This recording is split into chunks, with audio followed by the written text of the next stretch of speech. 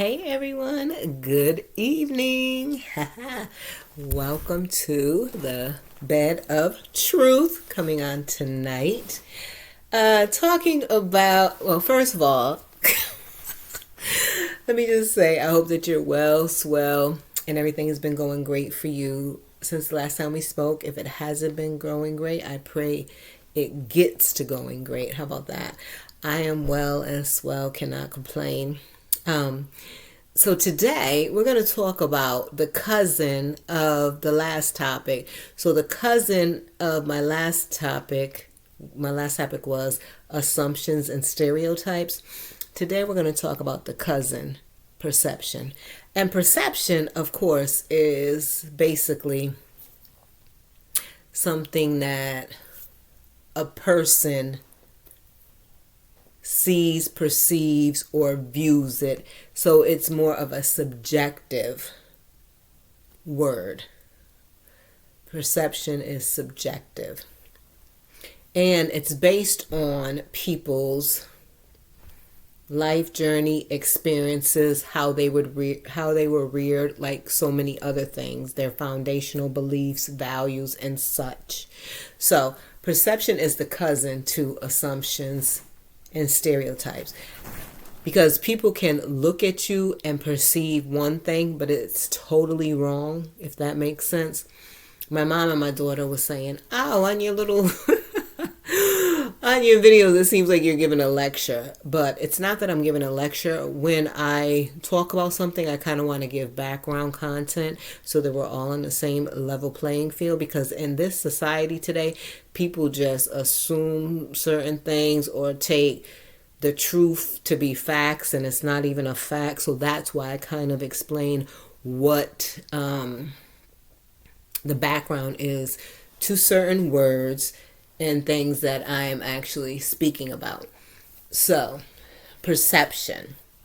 So, perception and how how it's related, and the cousin to stereotypes and assumptions, is the fact that perception influences assumptions. Your initial perception of something, what you see, hear, or feel, is often the basis for an assumption. And it goes on to give you an example. So, for example, if you perceive a person's accent, you might make an assumption about where they're from. Now, I've done that, because if I hear somebody and it sounds like they have like a Jamaican accent, what sounds like patois to me, I used to say, oh, are you from Jamaica? But people get offended by that, right? So now I'll say, oh, I noticed that you have an accent. Where are you from? You get it? Because we can't just make perceptions, because we don't want people to perceive a certain thing about us. Like, I got my hair on a fro right now, so are you perceiving that I just didn't want to do my hair today? Or the fact that, hey, I took a shower, didn't have my hair in my ponytail or my bun, so now it's naturally curly and it's out in a fro. The end of the story. You understand what I'm saying? But some people might perceive it as, oh, she is lazy, or oh, she always got her hair in a ponytail because she lazy, or she don't go to the hairdressers. No, I go to the hairdressers, but because of the texture of my hair is why it looks as it does. Okay? That's why it's curly, because when it's humid, it's going to curl up, because I don't use relaxers in my hair, and my hair is naturally curly. Got it? Got it. Not kinky, but curly. So then it goes on to say, assumptions perpetuate stereotypes. So you see how they are related? And untested assumptions can strengthen stereotypical associations in the brain, causing those ideas to become more entrenched. The next time you encounter a similar situation, you are more likely to make the same assumption.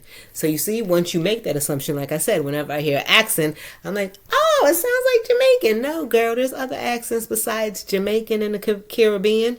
Just because your daughter is part Jamaican and it sounds like Jamaican doesn't mean that it's Jamaican. It could be Guyanese. It could be wherever else in the Caribbean, basically. So it goes on to talk about stereotypes affect perception. Stereotypes act as a mental filter or perceptual set, when you encounter a member of a group, an existing stereotype about that group can automatically influence how you perceive that person and their actions. So again, stereotypes affect perception. So if you see, I don't know, a group of people that are inked up, tattooed, or whatever, you might have a certain perception. I have tattoos too. So what are you going to perceive of me? You know what I'm saying? It's just like, oh, you can't really put people in a box. If they have tattoos, they want to go get tattoos. You know what I'm saying?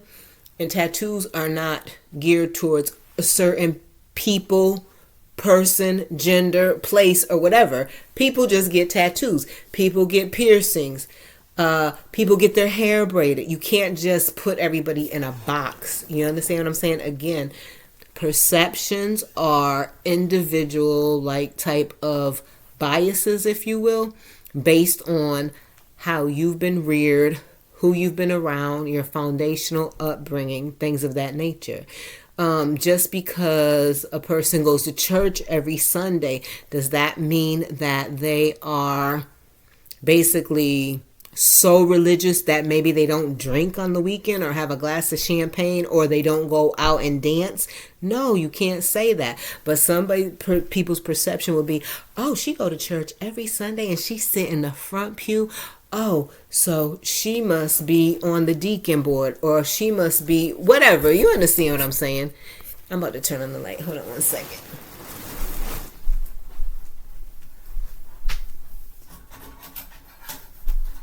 Because I do have a light. Good. Oh, there's a little switch. Hold on, everybody. I didn't expect it to get dark so quickly up in here. Where's the little switch for this? Oh, is it the light switch? Maybe it's the light switch. Oh, well, I thought that I could turn on my... Oh, goodness. What is... Oh, there it is. Got it. Got it now. All right. Because I don't want everybody looking up in my window either. Okay. I'm back. Don't talk about my messy guest bedroom. Anyways, so like I said, perception is subjective, and it's depending on how people were raised, what they've learned, who they've been around, or what have you. Just because the lady's sitting on the front row every Sunday doesn't mean that she don't go out, doesn't mean that she don't curse, don't mean that she don't drink, don't mean that she don't go to the club and go dancing sometime. Because just because you're in church, we can't say that. What happened here? It's still recording, but it looked like it froze. I don't know what happened. Anyways, ooh, that's a crazy face. Anyways, just because they go to church and sit on the front row doesn't mean that we're going to perceive them as being a certain way, is what I'm trying to say. I'm not sure why my computer just froze with that face, but that's the face y'all are going to have for the rest of this message. So again, perception is the cousin of assumption and stereotypes. And all three of those we can't take to heart or say that it's fact, because it's not a fact. It may be a fact in your own mind, but it's not a fact, meaning factual information. Like, it's the truth. It's concrete. We could fact check it. It's just something that you perceive, that you believe in, and things of that nature. So yes, so that is the word today. Perception. What type of perception do you have of people? Do you even think about that? And like I said, I used to perceive and assume that when I hear a certain accent that, oh, you're from a certain area. And I cannot do that, because then I'm putting people in a group based on what I've heard before, like it was saying in my notes, that it acts as a mental filter or a perpetual set when you encounter a member of a group, an existing stereotype about that group. automatically based on previous interactions. So again, perception is subjective, just like assumptions and stereotypes. Have a great Sunday from the bed of truth. Frozen truth looks like, because my screen is frozen. Have a great evening, you all.